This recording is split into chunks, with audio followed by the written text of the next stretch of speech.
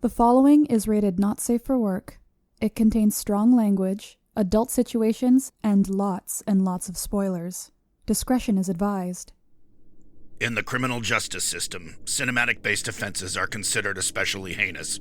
The dedicated attorneys who investigate these villainous films are members of an elite squad known as the Reels of Justice. These are their stories.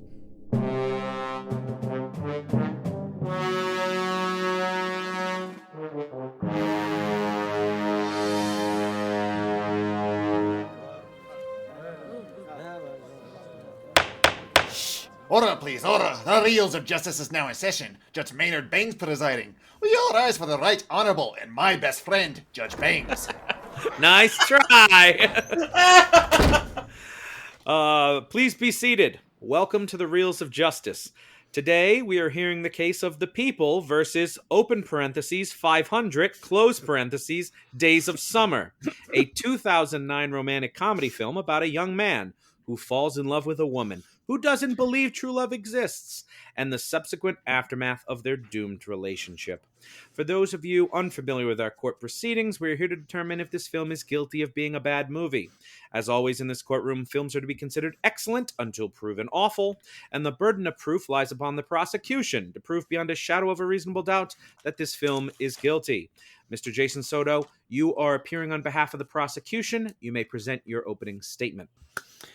Thank you, Your Honor. Hello, everybody. My name is Jason Soto, and I am going to tell you why, parentheses, 500, in parentheses, Days of Summer is a goddamn awful movie.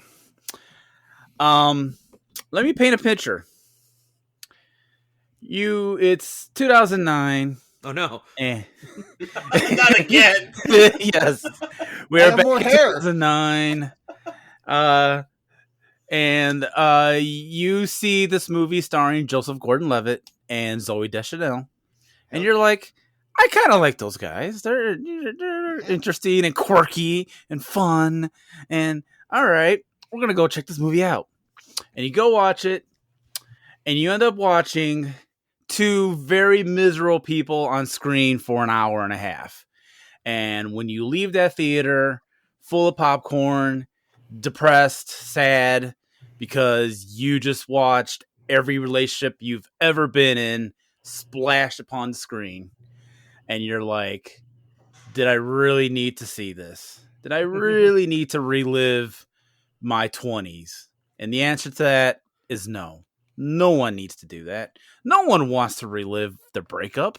No one wants to relive all the terrible things that's about a relationship. Who in their right mind would willfully sit down and watch all this unfold? And on top of that, two very insufferable characters who need to be slapped very, very, very hard.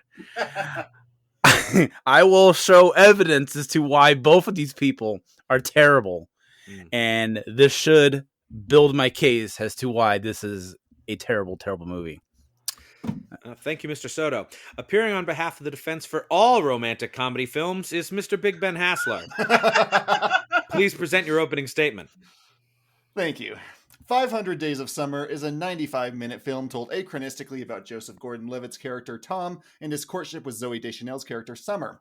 At minute 32, there's an energetic sort of dance number after the night that Summer and Tom sleep together, where everyone's just on his side. You know, the world's with him. Ain't life grand?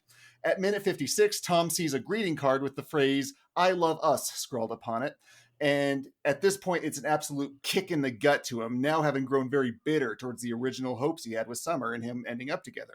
At minute 56, we see that it was actually him that detailed the slogan, making that depression more pronounced. But why did this guy, who is honestly giving his all towards making this relationship, fail with this enchanting young woman who at minute 36 tries to inspire him to make his dream of being an architect actually happen? This woman who adorably sings karaoke at minute 18 and who makes the first move to kiss him at minute 25. The journey is a pronounced one with plenty to ponder and reflect upon if you've ever loved and lost, with the very hard lesson that maybe the other person just wasn't as into it as you were. despite all of the goodness and fun that you've had together. Because as minute 1 points out to us, ladies and gentlemen of the court, this is not a love story. Oh, well, it's a real kick in the pants, but thank you, Mr. Haslar. Mr. Soto, you may proceed with your first exhibit. Oh, that's very simple. My first exhibit is the title of the movie. What is up with the parentheses? Every time this came on as a commercial, it drove me nuts. And here's why it drove me nuts. I'm a writer. I'm not a very successful writer, but I'm a writer. And I studied the English language for about 4 years to become an okay writer. And I know the proper way parentheses need to be used, and this is just a blatant misuse of parentheses. It doesn't even make sense in the context of the movie. Like it sounds like it's being whispered. It's like 500 days of summer. It's like why couldn't it have just been simply 500 days of summer? Like, why the need of the stupid unnecessary parentheses? So already just seeing the title alone is just pissing me off. I can tell you if you'd like defense, to know. yeah. What do you have to say to this grammar Nazism? Tom and Summer sort of have a shared love of music, at least in the beginning. So the whole movie sort of meant to be sort of this eclectic playlist. And a lot of songs like open parenthesis, Don't Fear, close parenthesis, The Reaper, have that sort of thing. So the title of the film is reflecting that shared desire. Oh, geez. Really? Really? That's the reason. Is there a source on that, Mr. Haslar? Or is that just a supposition? The court wants to know, is that actually what the filmmakers That said? is actually the reason, yes. Oh, okay. I looked it up. I don't have it in front of me. Hey, no, that's fine. I just I didn't know if you were being silly or true. Okay, that's their reason. All right. Jesus. Prosecution, if you'd like to proceed. That is the dumbest thing I've ever heard in my life. It's not my reason, it's their reason. And retail, and that is the dumbest thing I've ever heard. Okay, so continuing on. Like I said in my opening statements, this is an entire movie is about the relationship of these two people.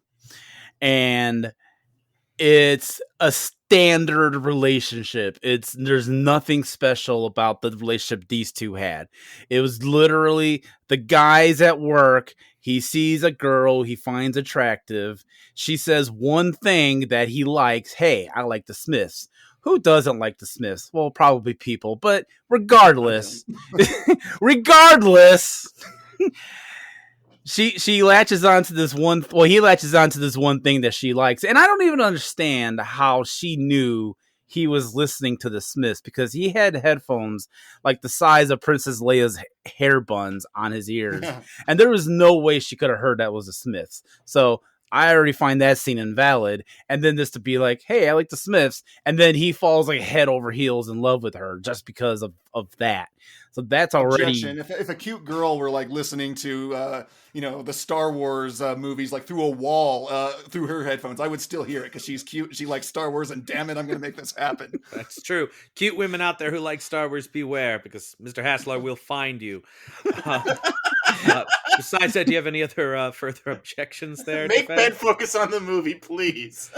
I honestly think that speaks to the genuinity of this film because the way that they meet is very real. This is something that has happened to, I assume, most of us out there. Agreed. So it doesn't need to be this grandiose sort of cliched story that we've seen a million times in romantic comedies. Why can't it be something ordinary?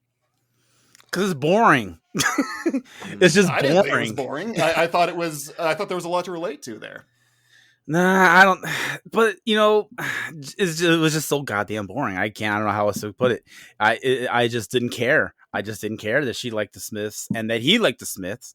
And I like same types of bands as other people. I'm not gonna start dating them just because of one band.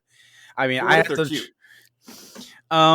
That's a plus, but I need more. I need more in a relationship than just liking one band. And he went head over heels in love with her the instant she says, "I like the Smiths." It was like no one on the face of the planet also liked the Smiths. It was a very But strange. She being Zooey thing. Deschanel. I mean, come on. But I also think that speaks to the genuinity of this film because that is really the only musical interest they share. He tries to kind of perpetuate this throughout the rest of the film. Like, she likes Ringo Starr. He doesn't care about Ringo Starr whatsoever. He makes her a mixtape and she apparently hasn't listened to it. It really is that just initial moment where you're like, hey, wow, she's cute and she likes this thing I like. That is how almost all romantic relationships kind of start to bloom. You bringing up him making the mixtape brings me to my other point in that on top of this being a boring relationship, it was a terrible one to begin with. Because she was just like, oh, I don't know if I'm in love or if I believe in love, or I'm just going to kind of do my own thing. And then he's like, oh, I'm totally in love with you. And what if you fall in love? And did you ever think about that with the other boyfriends? And she's like, no, I just kind of go from guy to guy. Then I'm jumping way ahead, but they break up. And then she immediately gets engaged to some other guy, like immediately. Like, what the hell is up with that? If I was Joseph Gordon-Levitt in this movie, I would be like throwing so many things at her face because of that.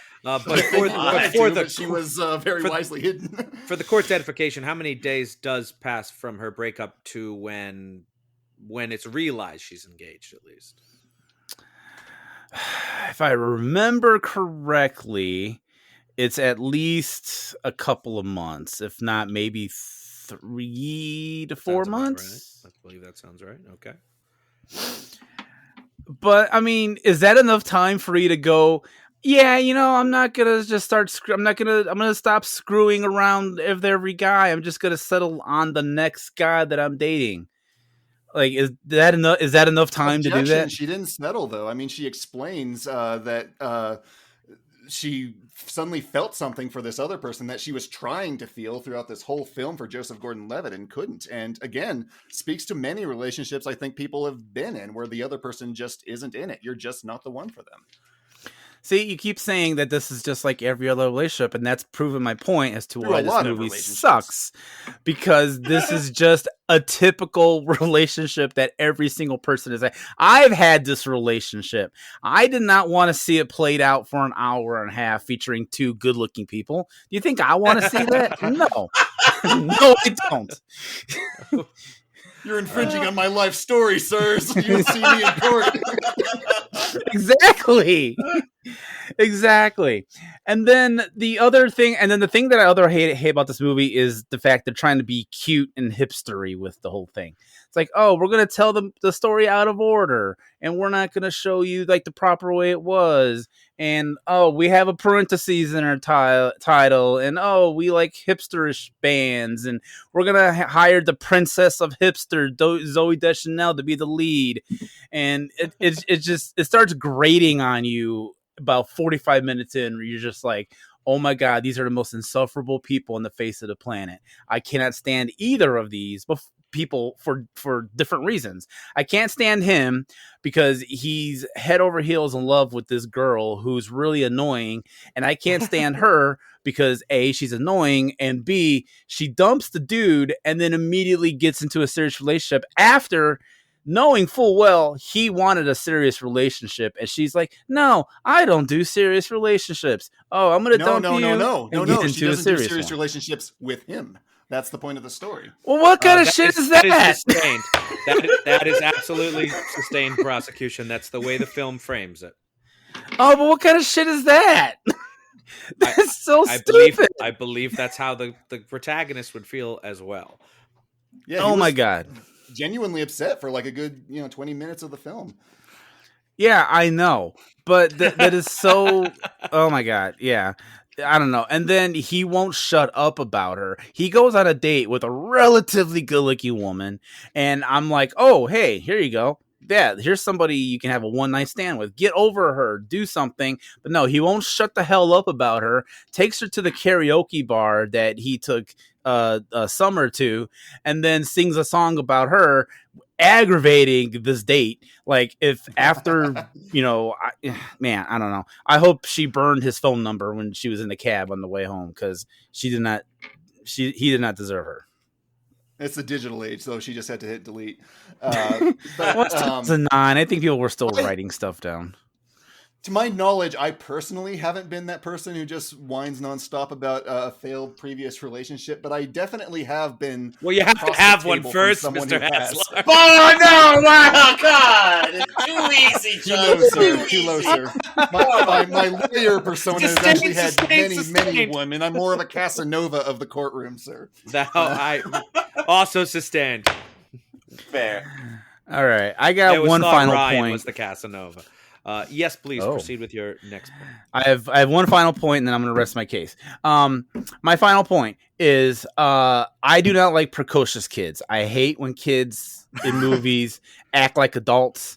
It just annoys me to no end when they do that. Just let kids be kids. But in this one, we get the kid sister who is easily, like, I don't know how much younger she is to him, but that's a hell of a gap between She's his kids. half sister. She's his half sister. Okay, well, still. And then she just acts like she's like a 28-year-old, like, who's seen it all, been around the block, and is just trying to help. She's a friggin' 12-year-old. Like, what the hell does she know about true love and, depression and things you go through a breakup? I hate the way that they do that to kids. It just annoys the ever-living crap out of me. Oh, and one more thing about the hipster thing, by the way, to prove my point about that. Go, man, go. He works for a greeting card company, writing the greetings and the greeting cards. And I know that's a real job, and that somebody has to do that. But this movie has to be quirky and has to be, oh, look at us. We're going to have a job that's not typical. We're going to have a greeting card writer, the guy who cleans out the caskets after a funeral, like, not taken. Like, no, we're going to do that. Wait a minute. They don't clean the casket at the end of the funeral, Mr. Soto. No. You understand they put it in the ground, right? With the Not always. body still in it. Not always. They're going to clean mine. I have that paid up in advance. You mean the show casket before they incinerate? The show casket. No, I think the greeting card thing is a very good way of having him being able to express himself in a different way than just him talking about it to his friends. This affects him professionally as well as personally. So as the story progresses, that I Love Us, for example, card is a very visual way of flipping that sort of thing on us as a viewer. I guess, but it's still it's like, hey, look, we're gonna be cool and hipstery, and to go back to the casket thing, I just want us to clear that up. The show casket. There are times where the people can't afford the casket itself, so they have to put a body into something for the showing, and then they take the body out, and then they cremate it or do whatever with it, and then they have a casket that's left over. And what would you call that? Casket. What would you? The guy's been shot in the head. What would you call that? The casket that they show them in? A parentheses used in parentheses casket. Overruled. It's show casket. Show casket. That's your money casket. Anyway, I think I've said everything that I think to say about it. So, well, before you rest your case, a question from the bench. Did you have any feelings about the ending of the film? No, not. I was just happy it was over. I did not care. I did not care in the least bit. It could have ended with him getting hit by a bus, and I would have had equal feelings about it regardless. It's Anna Karenina all of a sudden. Thank you very much, Mr. Haslar. Please proceed with your first exhibit. Okay, well, let's talk about the achronistic storytelling. Just as Summer warns Tom that she's not looking for a serious relationship, but proceeds to be intimate in just about every way a person can be, leaving Tom to sort of pick up the pieces in his memory and try to make sense of it all. So too, that movie from the outset tells us that the film is not a love story, and then proceeds to show us things to the contrary. The choice to tell this story in this fashion is kind of brilliant because we don't remember things linearly.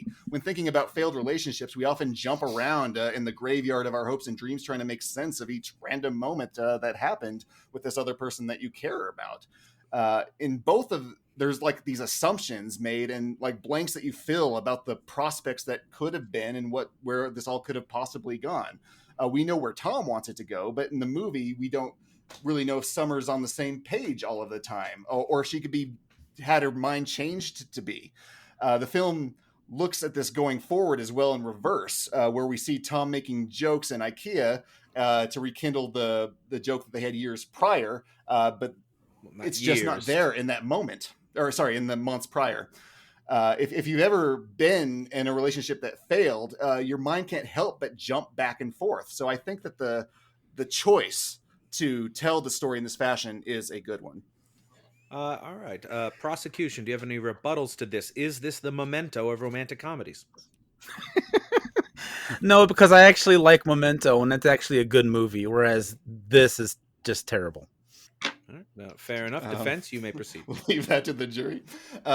Personally, I think that this film hits its marks. I think it accomplishes what it's trying to accomplish, which, in my definition, is a successful film.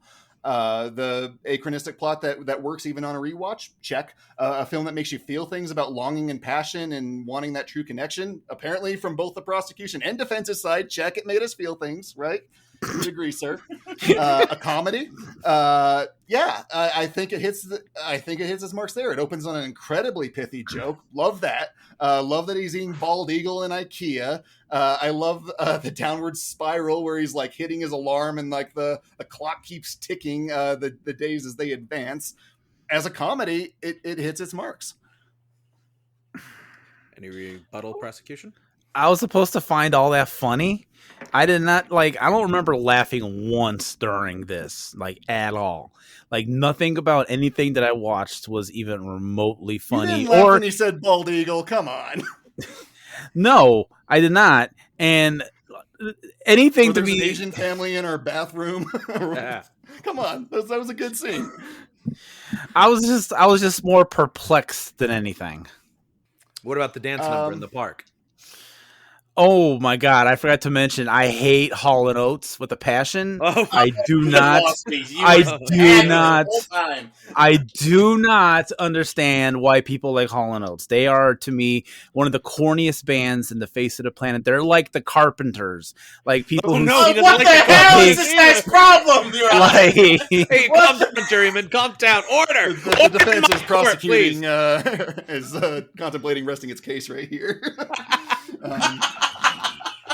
No, there are two scenes that really make up this film, and one is that dance number. I think it's fantastic. It really is a reflection of how he's feeling in that moment. And the second is the expectation versus reality scene, which is at minute 67 here, and it's an absolute masterclass of a scene depicting Tom's expectations of how an evening with Summer would proceed on one half of the screen, and the other half is the reality of the coldness to the actual state of their relationship in that moment.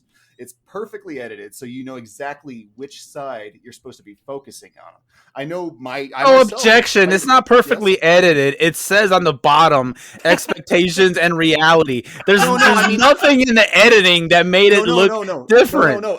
As far as which side of the screen you're supposed to be focusing on. Yeah, it says it blatantly what side is which. I was never confused. It says which one's expectations and reality, but it's not like both scenes are going on at the same time and they're saying things at the same time. And when they say something at the same time, it's supposed to be in sync. I'm talking about the timing of it, not expectation or reality on one side. It's the way that it flows, where you're looking at one on the left and then your attention is drawn to the right. That is sustained on the defense's part. So overruled. Yes, overruled. That's the way we. And then finally, that's the one I meant. Breaking out those judge flashcards. On one side, when the realization of the compatibility that they had is just a facade. When Summers has this ring on, the bar in the middle of the screen fades over as this crushing moment for him totally eats up any possibility he could have played his way out of this in his head in advance. It's just this moment that he has to get out on, and it is just masterful. All right, masterful. Any further points, defense? No, the defense will rest. All right, both sides have rested their cases. The attorneys will now present their closing arguments. Mr. Soto, you may begin. it's really surprising to me that there's somebody defending this movie. I don't get it. I mean, I almost wonder if we watch two completely different cuts of the movie. Maybe I get the weird Snyder cut of 2009 of a romantic comedy. I don't know. But the movie I watched was boring, not funny, was like just a typical relationship. Like they didn't like even spark it up a little bit. Like they didn't even have like one of them cheat. It was so like vanilla. Like you could set your watch to it. And I have zero interest in watching two boring, pretentious people have a relationship for an hour and a half.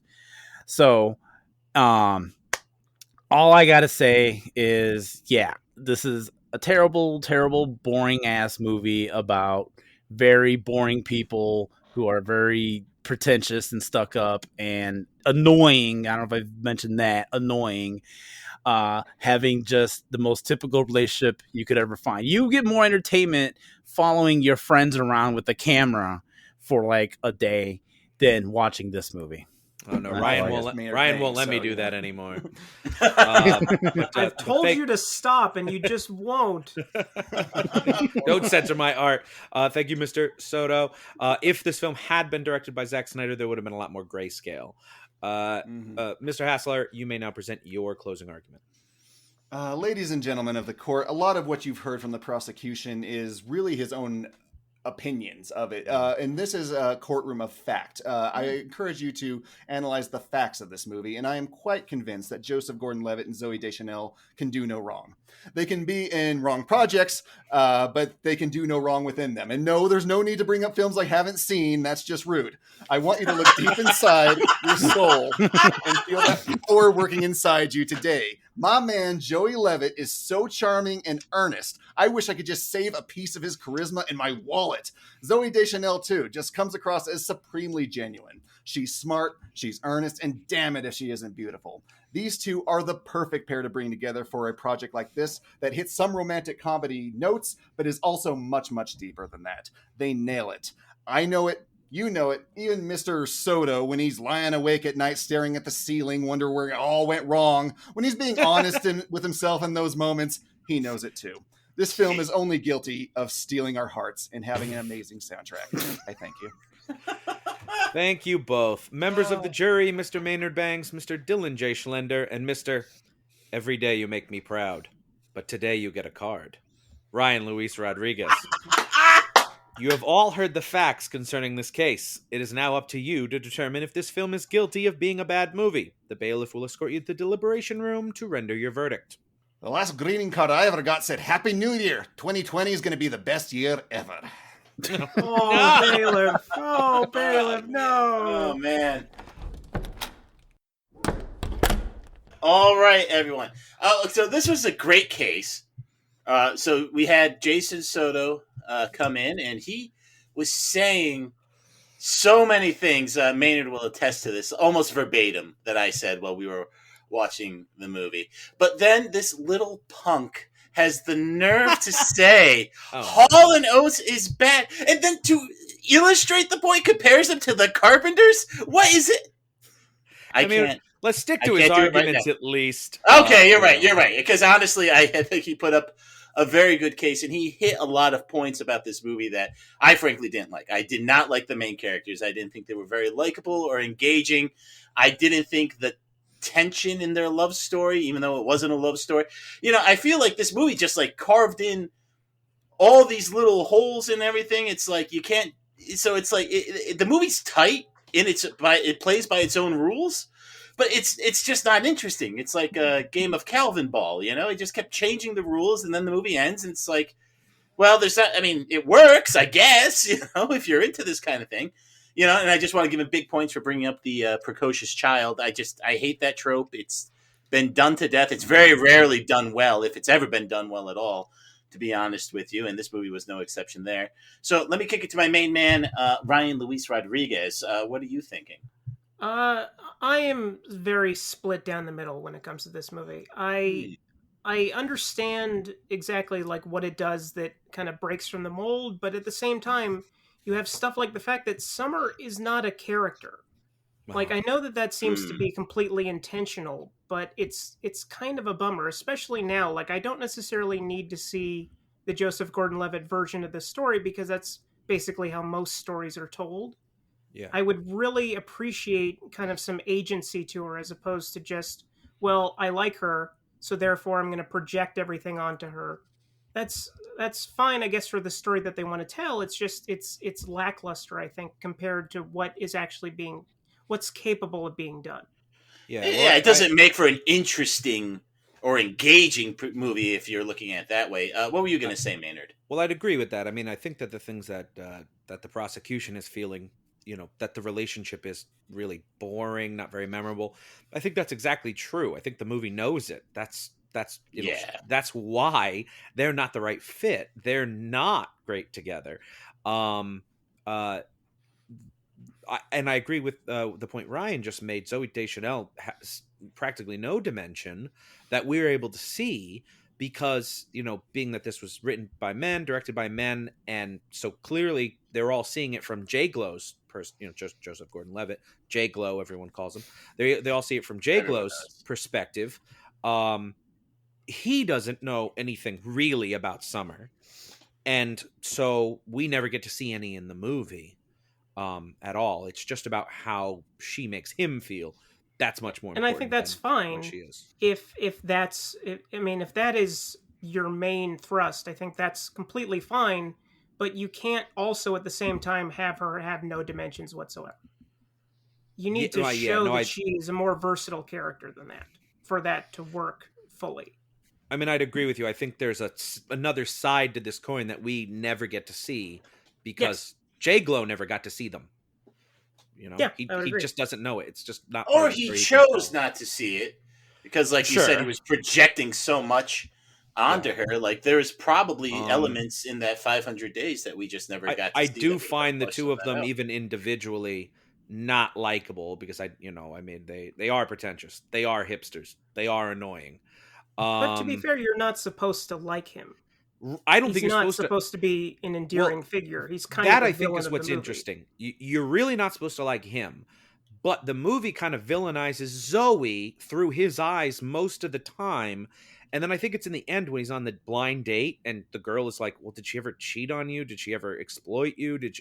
She told you she didn't want this? Like, you're kind of being unfair. Like, you want something that she never wanted to give you, and now you're throwing a tantrum." That you're like, yeah, she's not the bad one here. I mean, granted, she got engaged really fast, and then she got married really, really fast. I mean, it's like a 6-month turnaround. It is from a very marriage. fast turnaround. Yeah, I'm not saying it's too fast. I'm just saying it takes time to plan weddings. Well, I think that's a good point, Mayor, because I thought that was one of the more interesting scenes was when the blind date was saying that stuff to him. But they kind of let all the air out of the balloon with the engagement because then they try to frame it as like, how could she do that? You know what I mean? It's like, well, of course but the problem is we always see everything through his eyes, really. And so I think all of us feel a little crushed. I didn't want to see them together. But man, when you find out she's engaged that fast, I think you feel for J. Glow a bit. One thing that did make me mad. Expectations versus reality is a masterful scene, as it is a good scene. It's a very good scene in the film. Well, I think the dance scene in the parks is really the best one. Only because it's so Austin Powers-y funny. One thing that did make me mad, that of course the next girl he meets is Autumn. I called it a couple minutes before she said it. I went, she's going to be Autumn. And then she was Autumn. I said winter, so I was wrong. I don't know why. I told you Autumn comes after summer. Anyway, so I'm gonna go on the record here. I didn't think this movie. It's not my kind of movie at all. No robots. But I didn't think it tripped and fell on its face. I didn't laugh. I could never see myself watching it again. But I don't think it screws up enough to get to bad. And it may even be above mediocre. I don't know if I'm ready to call it good. Yeah, I think it's okay. Trying too much to be considered a bad movie. Yeah, the quirky sister's just totally, she's not useful. And Chloe Grace Moretz is, doing a lot of good stuff now, I think. But she's so kind of third tier even in this movie that we didn't even really need it. But anyway, I'm going to go not guilty. All right, Ryan Luis Rodriguez. I am gonna, not guilty. All right, I am gonna vote guilty. But God, there's just It's the quirky kid. That's what did it for you, wasn't it? It's just an unpleasant movie. It's like a foul odor wafting through the house. So you don't like Hall & Oates either. I love Hall & Oates, and that was almost enough to get it. You voted guilty. All right, let's go out there and tell that. Let's go out there and tell that very handsome judge. That's it. Enjoy it, you sick son of a. Mr. Foreman, have you reached a verdict? We have, Your Honor. In the case of the people versus 500 Days of Summer, I'm not going to do the parentheses bit. Screw all of you. Been done to death. It really has. We find the defendant not guilty of being a bad movie. Yes! Boo! Well, the verdict is so rendered. I hereby declare that 500 Days of Summer is free to go. However, I strongly caution it to lay off the fucking Smiths a little bit, because you're not fooling anyone, you pretentious hipster douchebag. Court is adjourned. I mean, what are the Smiths? I mean, what's their big song? What are they famous for? How Soon Is The Now. ones in this movie. And the ones in this movie. I didn't know any of those. If you've seen the movie The Craft, you know their biggest song. I have not seen that. I'm not familiar with that film. Now, if this was about REO Speedwagon, that's much more my speed. Or White Snake. Yeah, I could go for a White Snake. You know what I can go for? Some What's that? mumbly. Oh! This is Mumbly Mumblerson reporting to you live from outside the Reels of Justice. Jason Soto, would you care to share your thoughts on jury's verdict? Yeah, I mean, just to say that I'm disappointed is an understatement. I thought I did a good job presenting my case, presenting, that these people are terrible people, why anyone will want to watch these people for an hour, any length of time, really, but an hour and a half. And just how overall boring it was. I thought I did a pretty good job presenting that, but I guess the jury likes boring, pretentious people. I don't know. I'm going to tell you. You're goddamn right they do. Thank you. And here comes Mr. Big Ben Haslar. Excuse me, can we get a word on how you feel about the jury's verdict? I'm reminded of the greeting card my dad got me when I graduated from film law school. It said, "Congratulations, that's quite a waste of time." Well, eat it, Dad. I won this case. I defend movies that make people feel sad, and now everyone's going to feel sad just like I feel sad. Eat it, world. If it means anything, I'm always very sad. Thank you very much. That's all we have from the courthouse today. Let's go back to the studio for post-trial analysis. Humberson out. Poor Mumbly. You just want to take him home. I know, he's so little. I picture him as a Muppet.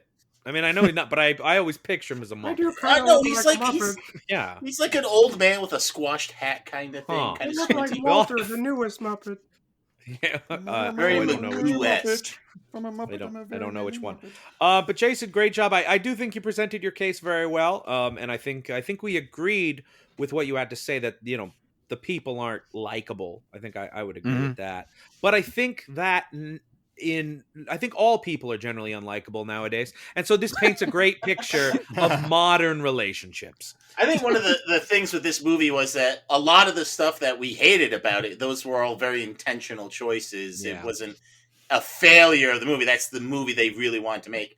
So I guess it was successful. Why you would want to make that movie is beyond me. But. Well, Right. and I think we've taken, and we've said that we've taken a lot of movies that we've liked and said guilty, because just because we like it doesn't make it good. And in this is a case where this movie I didn't really like, but was probably good. Yeah, it doesn't make it guilty. I had the same quagmire with Mike and Dave Need Wedding. You'll never get the dates or title whatever. right. It Well, doesn't matter. That was Ben's whole case, was giving them different names. Anyway. Ben's funny, and you're not. And so good job, Ben, too. You put up a great case. Thank you. Now, Jason, what has been keeping Yes. you busy lately? What have you been up to? Oh man, what hasn't been keeping me busy? I do a bunch of podcasts. I don't have just one. I don't have two. I have 3. six. I have Oh, okay. 6 podcasts. Of varying different types of natures. I got a comedy one that's called Whatever with Jason Soto. It's just a free for all, anything goes, talk about whatever's going on in the world, what's going on in our lives, whatever. We look at it through a comedic lens. So there's that. I do a show about Doctor Who called From Inner Time, where my friend Lackey, who's like the biggest Doctor Who nerd in the face of the planet, and I take a look at certain episodes, and we just kind of make fun of them, honestly, because they're all really weird and goofy as shit, and we just kind of put them in their place. But then we lovingly look at them. Is it classic Who or current? It's both. We do both. Oh, We do both the older ones, and we do the rebooted series as well. So yeah, there's that. I got a Marvel one. We cover Marvel movies and anything MCU, Disney Plus shows. We theorize Hall about & Oates hater podcast. I know. Did that really bother you? That I really? No. It might have bothered Dylan though. It might have bothered Dylan because as Almost soon as cost that you the scene case, came man. up, to Hall & Oates, Dylan said something like, "Well, nobody with Hall & Oates can be guilty." Oh man!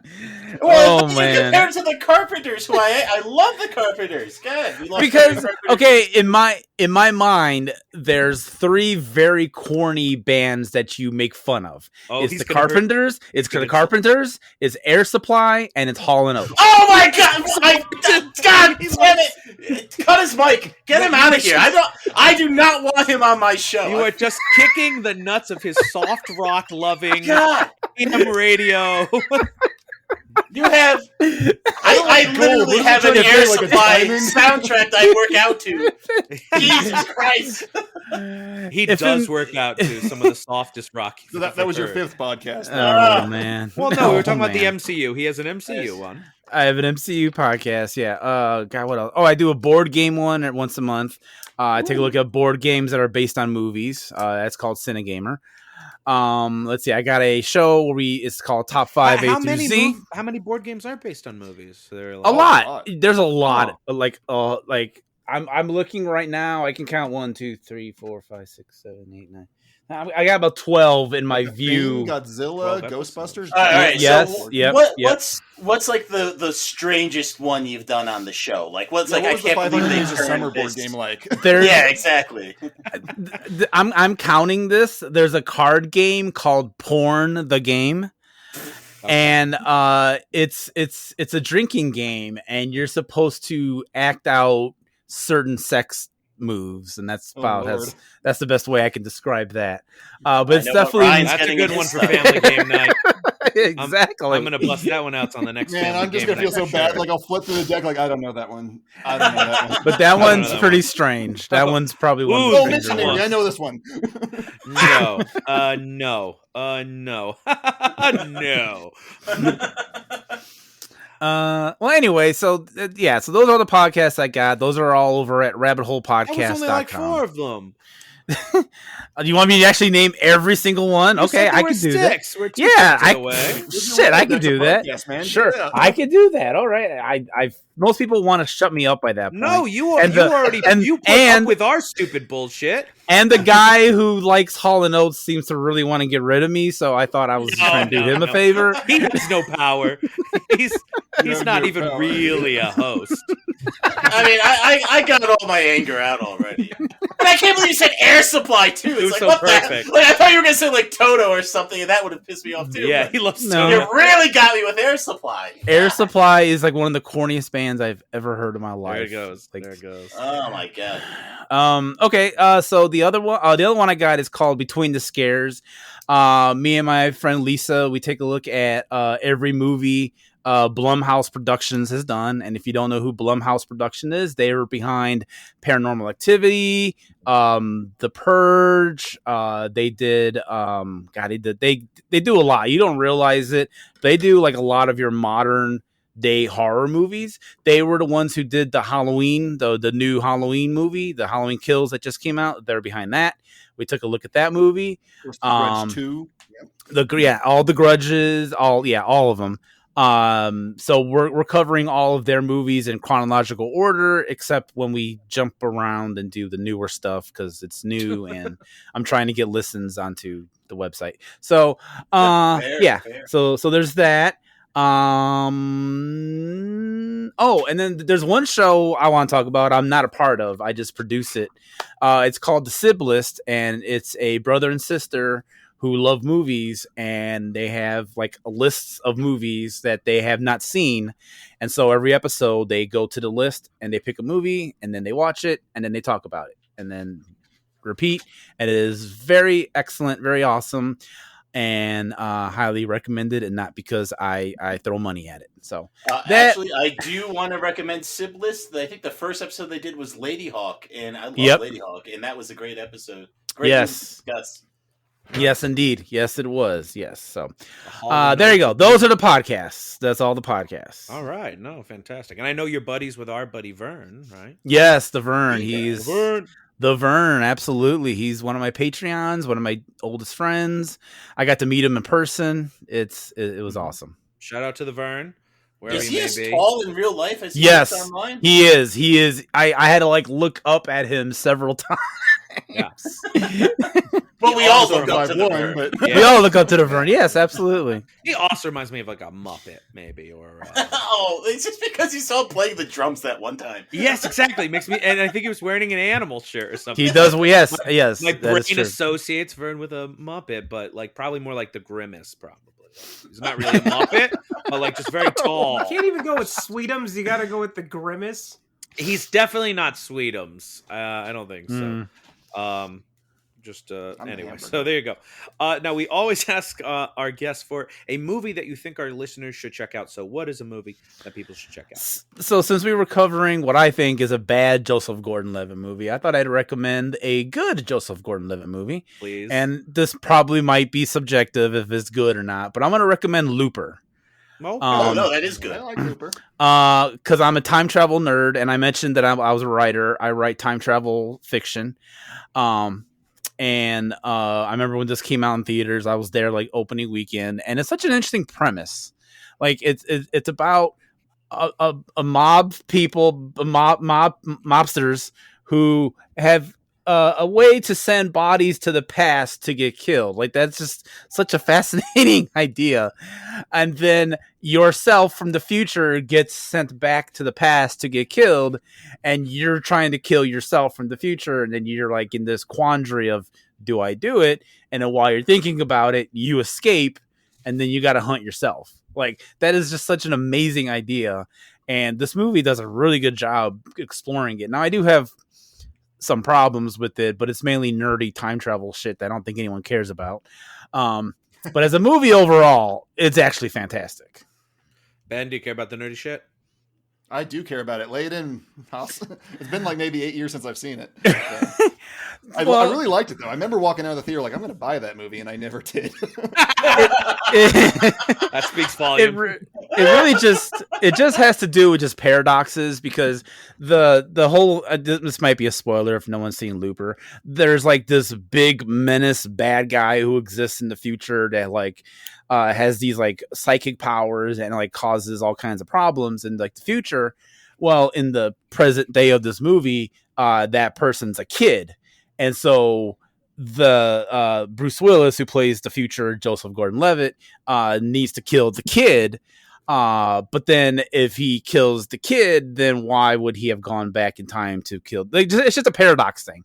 So it's just one of those things that just kind of wraps, you can't wrap your head around. Like, well, if he kills the kid and the kid dies, then they can't. Yeah. So, that's just my, like, again, it's really nerdy. Time Back travel to the Future stuff. already explained that. It creates two divergent timelines. You'd be fine.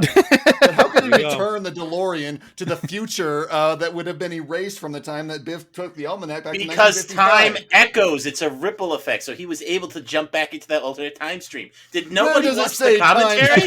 You thought we wouldn't have the nerds to care about it. Well... I guess I was mistaken. You corrected me.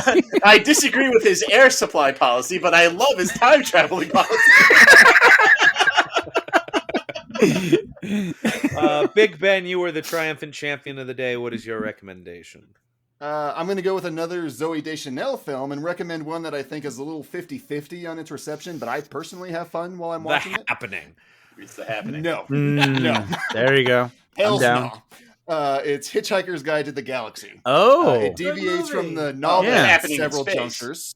Oh, you guys like it? Well, you guys are all in my corner then. Yeah. Yeah, it deviates a bit, and I think that that's what kind of like a lot of people dislike about it. But Douglas Adams sort of was one of the contributors to the film and put that in to sort of reformat the novel into a film.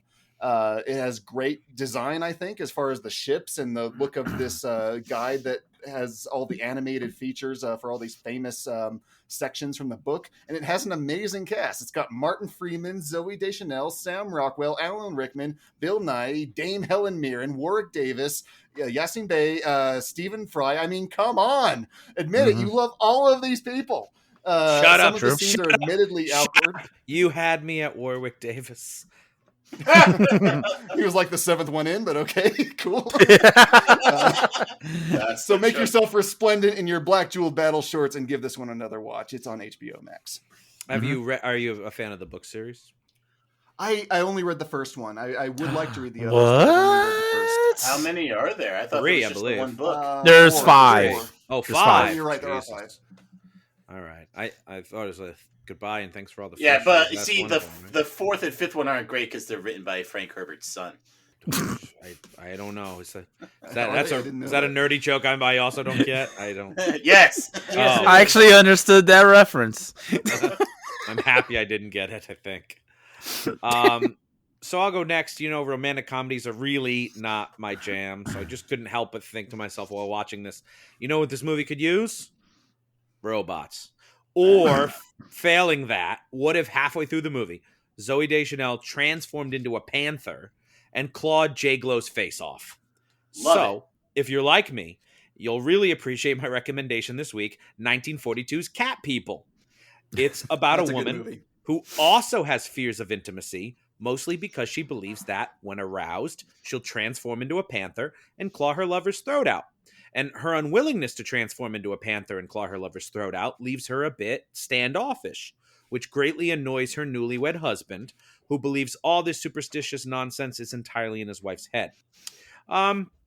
It's sort of one of those will they, won't they movies, except you keep wondering, will she transform into a panther and claw her very stupid husband's throat out?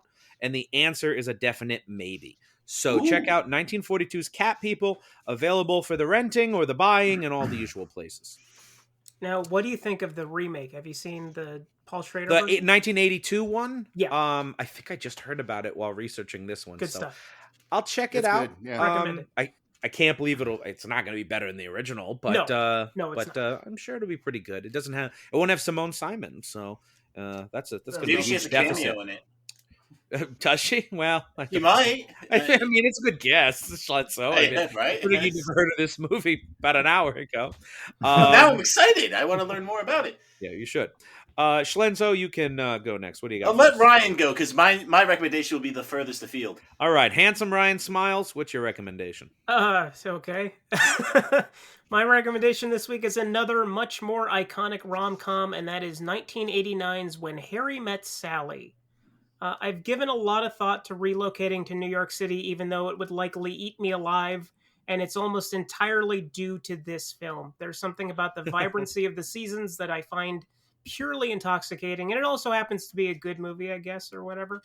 It's currently streaming on Fubo, whatever the fuck that is, and Showtime for all 5 people who have Showtime. Hey, that's our core listener base. Don't insult. And now a word from our sponsor, Showtime. Did you know Dexter's back? It is on Showtime. All right, Schlenzo, what have you got for us? Okay, I figured out how to make this attenuated but connected.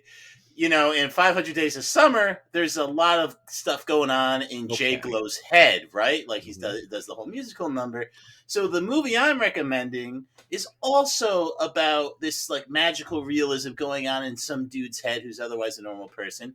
And that's a man who was Superman. No, I'm not talking about our good friend Kevin Caliber. I'm talking about the 2008 South Korean feature about a man who goes around town committing good deeds because he thinks he is Superman. And it is profoundly touching, profoundly sweet, and it just really works. And I gotta say, towards the end, I had tears in my eyes as if I had just been listening to Air Supply's greatest hits. That's how much it moved me. So that's A Man Who Was Superman. You'll have to watch it with subtitles. You'll have to read through your tears as if you were remembering Karen Carpenter's beautiful singing voice. Say what you want Question, about Dylan. Can you connect those dots to 500 Days of Summer in reverse? No. Say what you want about Air Supply's greatest hits. At least it's short. Boo! Nobody took this recommendation, and I'm shocked. So I'm going to have to recommend it because I figured everyone It's a was going to do freebie. it.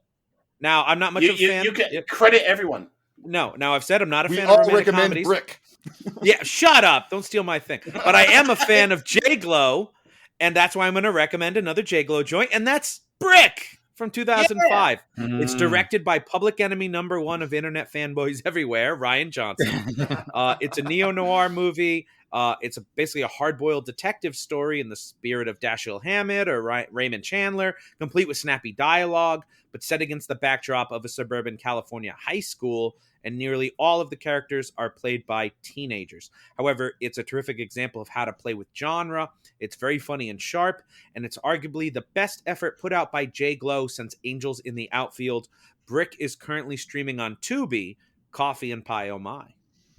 You know, my favorite scene in that movie is when he's talking to like the kingpin bad guy, and he's got his heavy with him.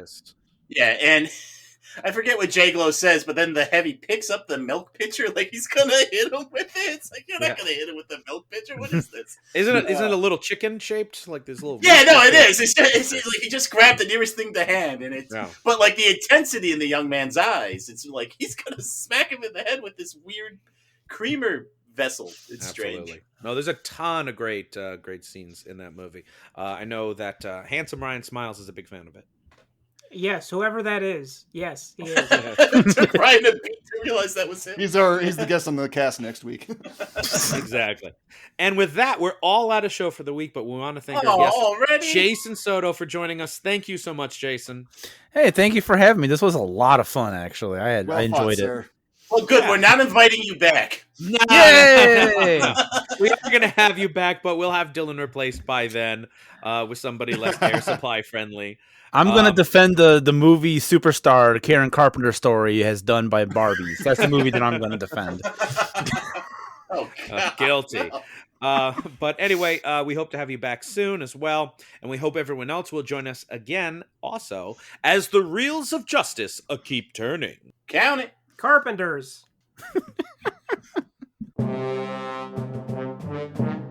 Please follow us on Twitter at Reels of Justice, Instagram Reels of Justice, and Facebook.com/Reels of Justice.